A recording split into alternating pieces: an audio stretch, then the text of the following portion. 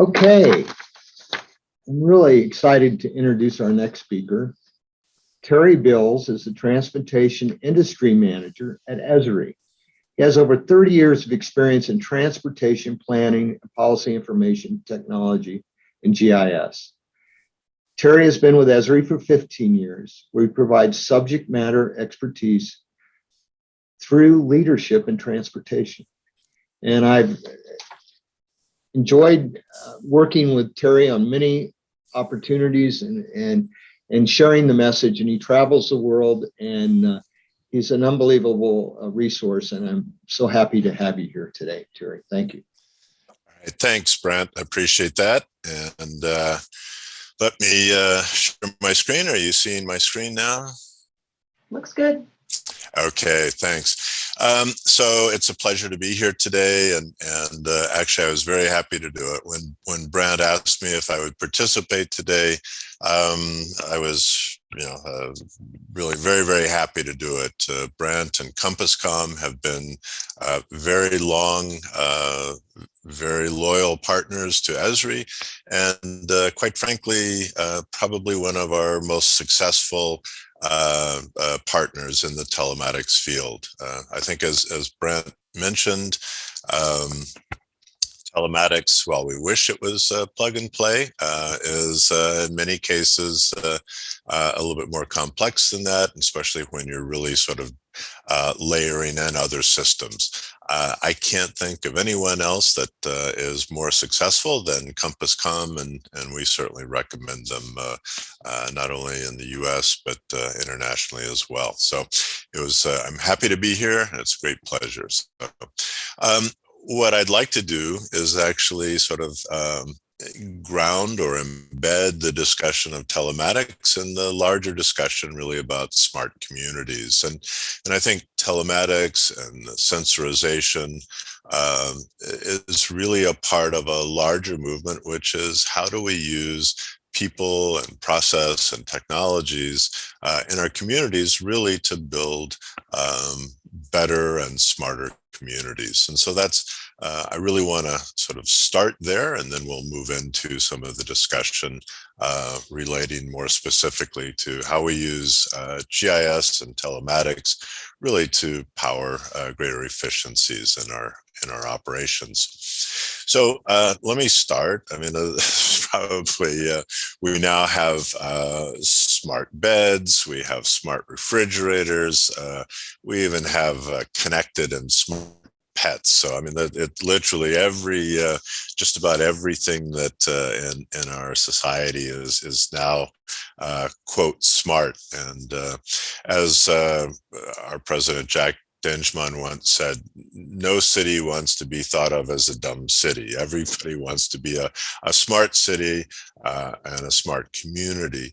But the real issue is, what do we really mean by that? And in a certain sense, it's almost become kind of an overinflated term. So at Esri, we really think that there's 4 key critical components or tenets that really help define a smart community, whether it's a city, a county, or a state. You're going to hear from a state DOT today, but there are really sort of 4 elements. And one is, how do we use good planning and engineering practice to really build more vibrant and sustainable cities?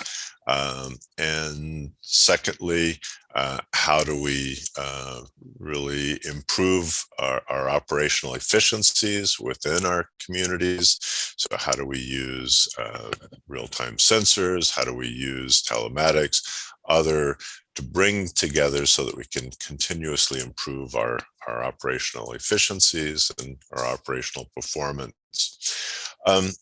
And then we need to be able to understand how we can use data, and in many cases real-time data, really to continuously improve our performance. So how do we data-driven performance? And so again, that's a third key component. And then finally, civic inclusion. And that's really how do we better connect with our communities, and how do we also do in a way that with an emphasis on greater social equity. So these are the four components, and I really want to spend a little bit of time looking at sort of good examples of these components in various cities. So again, we start with planning and engineering, and really that's what we mean by that is how do we in our community take an approach which really tries to build a vibrant and sustainable community, one that's really can adapt to change. And certainly I think most of our communities over the next span of time, we're dealing with climate resiliency, we're dealing with a whole range of challenges. And so how do we really apply the best technology in ways that help us meet those challenges and really build vibrant cities, and such things as green infrastructure and really having a human-centric approach to really building our cities and applying best practice. So let me give you a few examples. This is actually in the greater Detroit area. The cities, together with the several of the airports, banded together and really looked at how do they build a larger community, which is really based around just-in-time delivery and being able to take advantage of emerging technologies like UAVs. So in fact, they contracted with a company called Airspace Link, and they really helped to define really the next generation, really the next transportation networks in the greater Detroit and Dearborn area. And so using land use data and a variety of other GIS-based data, how do we define those future corridors? And in this particular case, how do they really facilitate that delivery of inputs to really just-in-time manufacturing and really using technology to sort of rejuvenate and really build the next generation of communities in the greater Detroit area. So again, how do we look at these technologies and how do we begin to plan for the future? Similarly, here in Southern California, we actually have a city, the city of Ontario, that again did really pretty much the same thing, working with a major developer.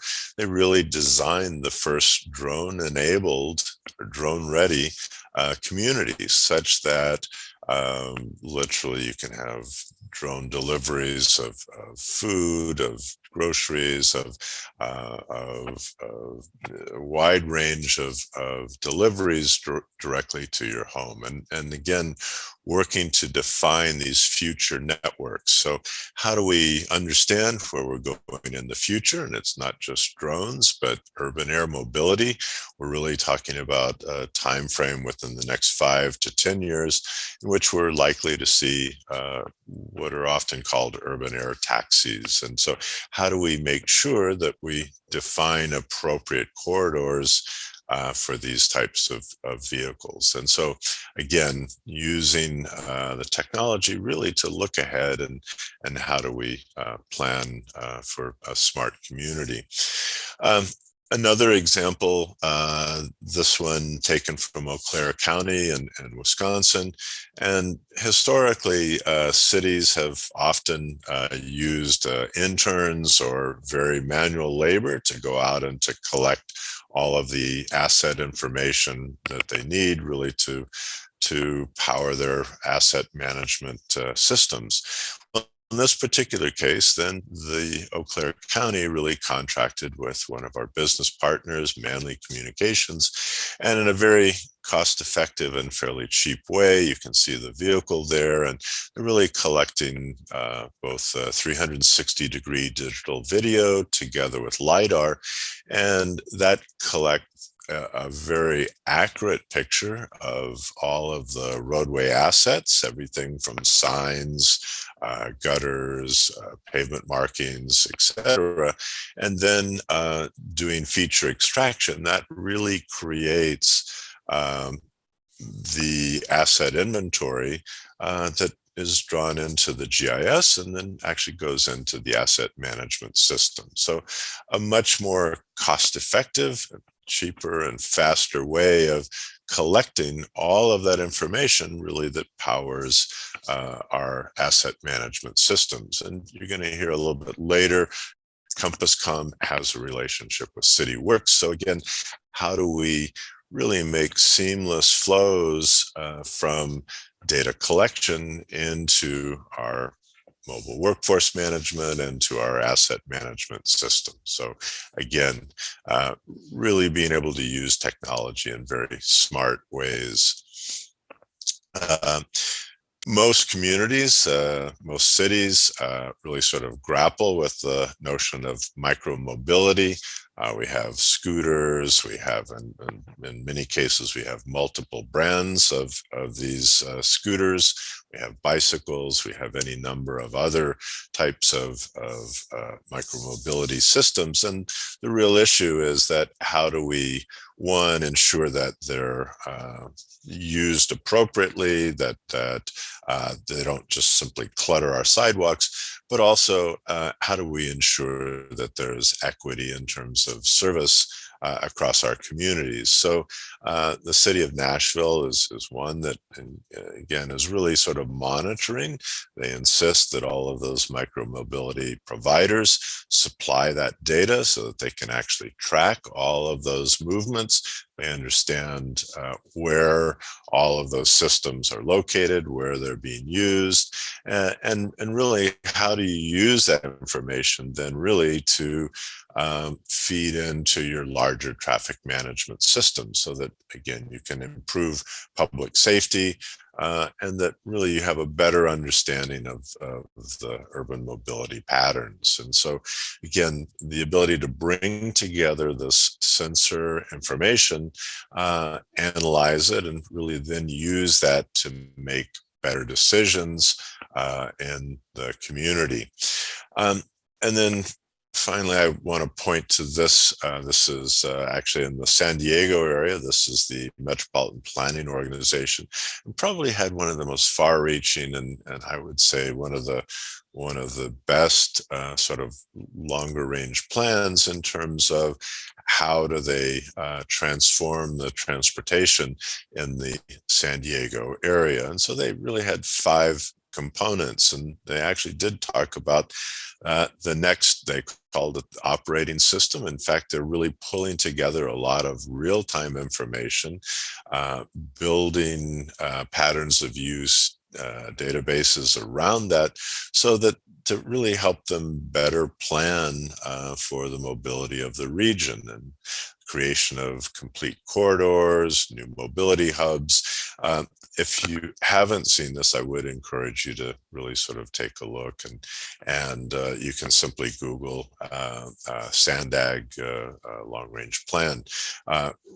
Really sort of bringing together a lot of both real-time information as well as historic information to really look at, and how do we better understand our mobility patterns, and how do we use that to really plan for a more successful future.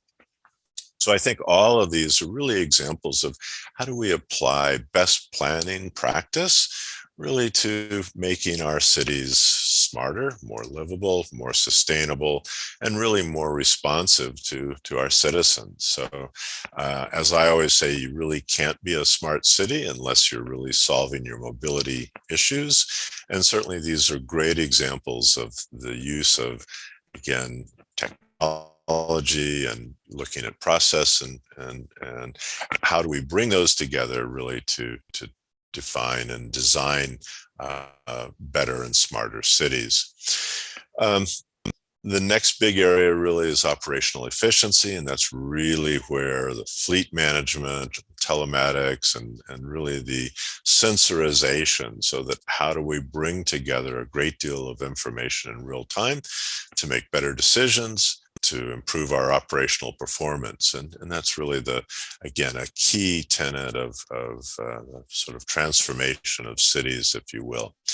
So any number of examples. We're going to speak a little bit about Cobb County and their traffic management, their use of artificial intelligence. We have such things as wastewater monitoring for both opioid as well as COVID monitoring, a wide range of cities and communities really bringing together that real-time information.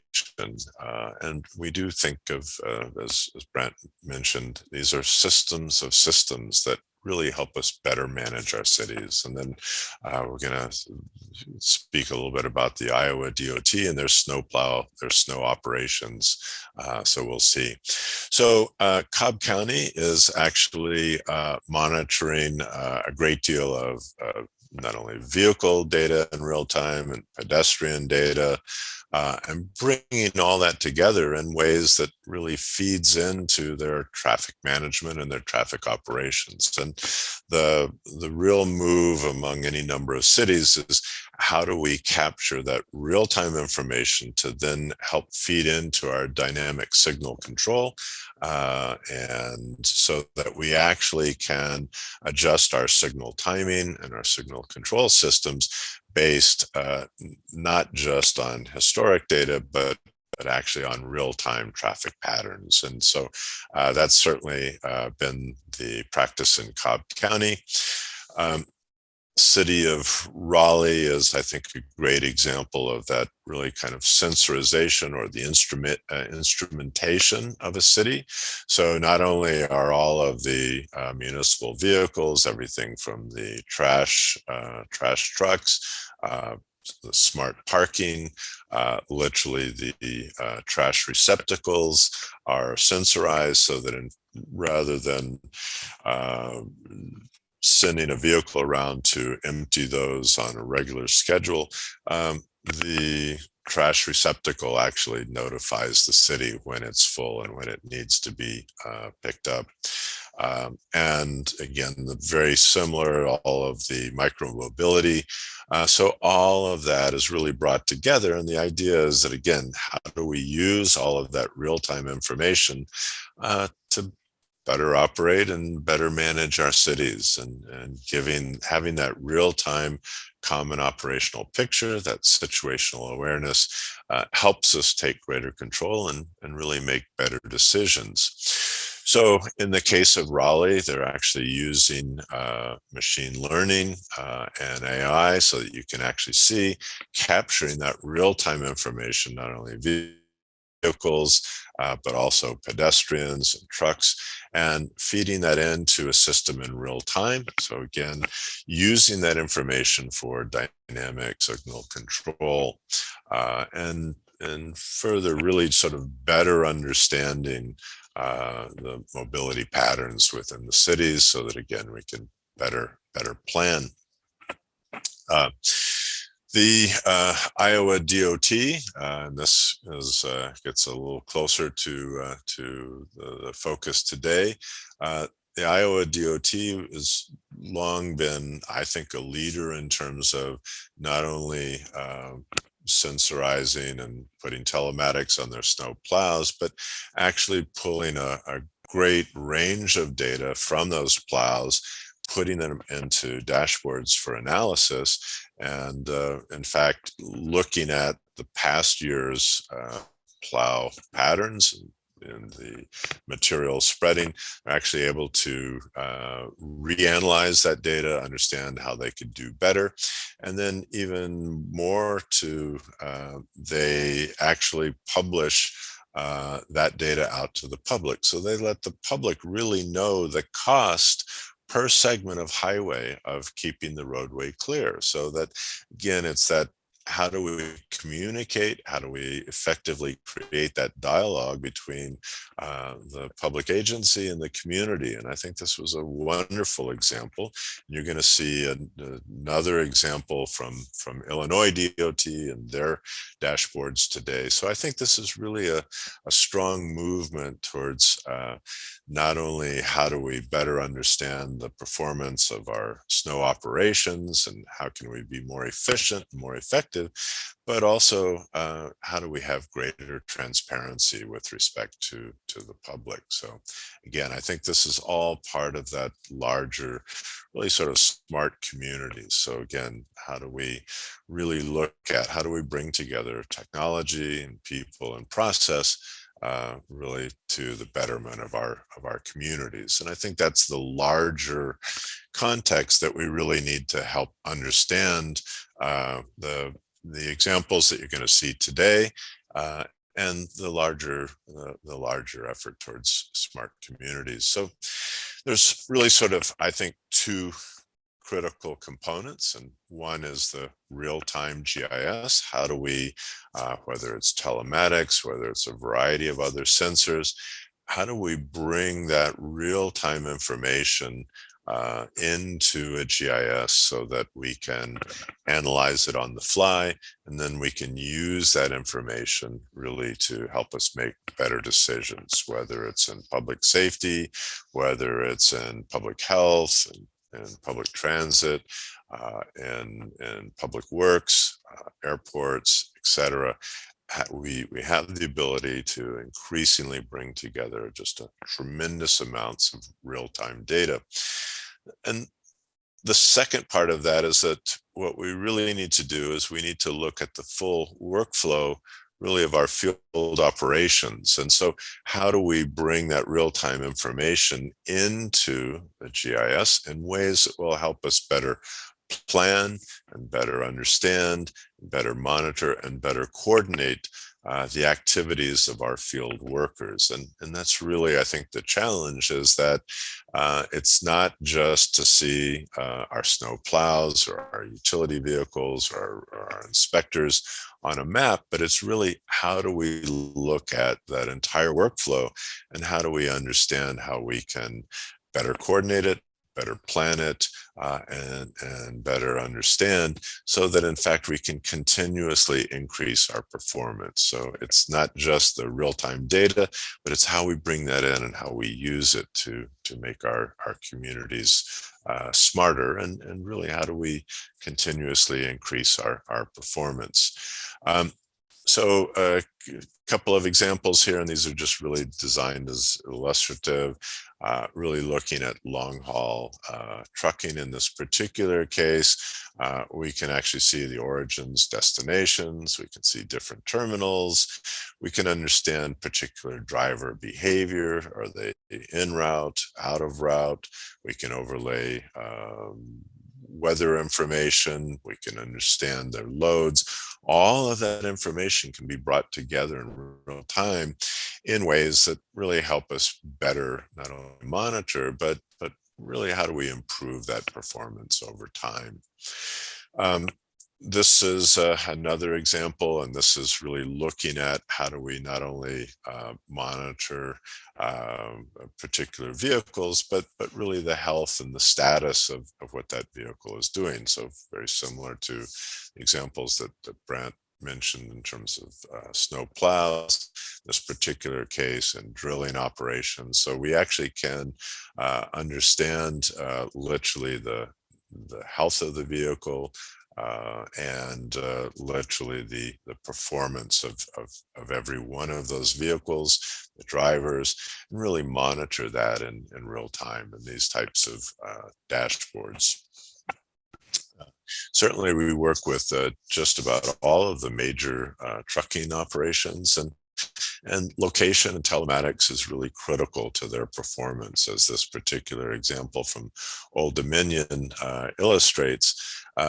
They really found that by being able to bring that real-time telematics information into a common operational system, that they could then improve their performance, and they could really understand when they had issues, and could respond really in real time. And so these are the types of systems that are fairly ubiquitous among the major trucking operations.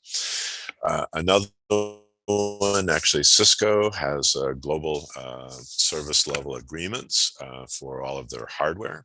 So we have worked with Cisco to help them not only understand where they should have their their um,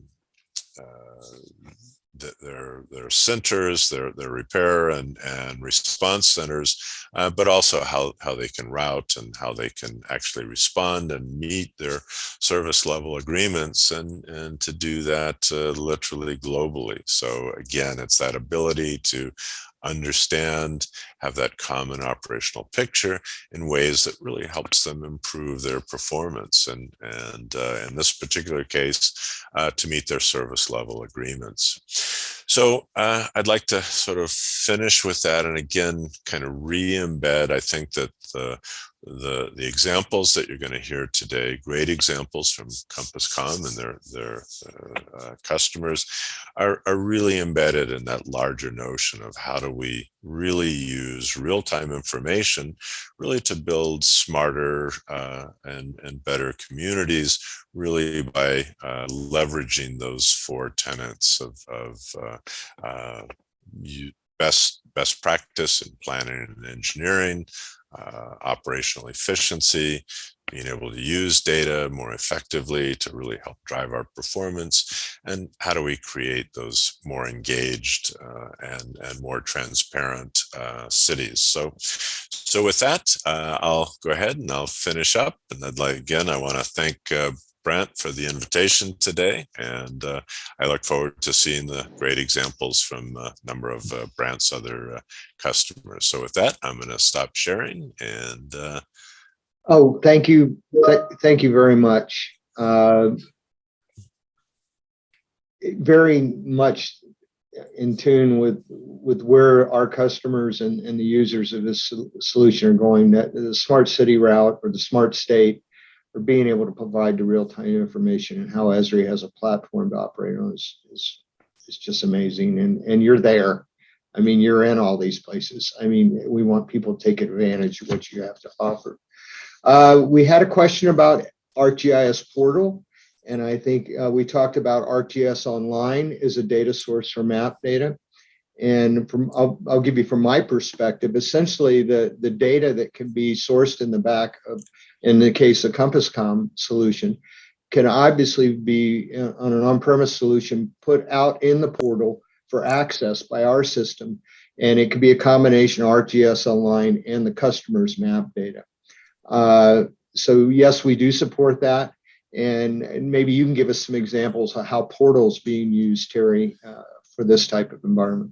Yeah, I mean, I think as you previously discussed, I mean, the CompassCom and Esri together can support just about any architecture that a customer really needs or requires, whether it's in portal, on premise, in the cloud, and so it really is going to be defined by your particular requirements in your city, in your county, in your agency, and so I think that in terms of architectures, I think we can support pretty much any architecture that you can throw at between Esri and CompassCom. So great, and we committed to that, both of us, so we can make it work. Yeah. Thank you very much, Terry.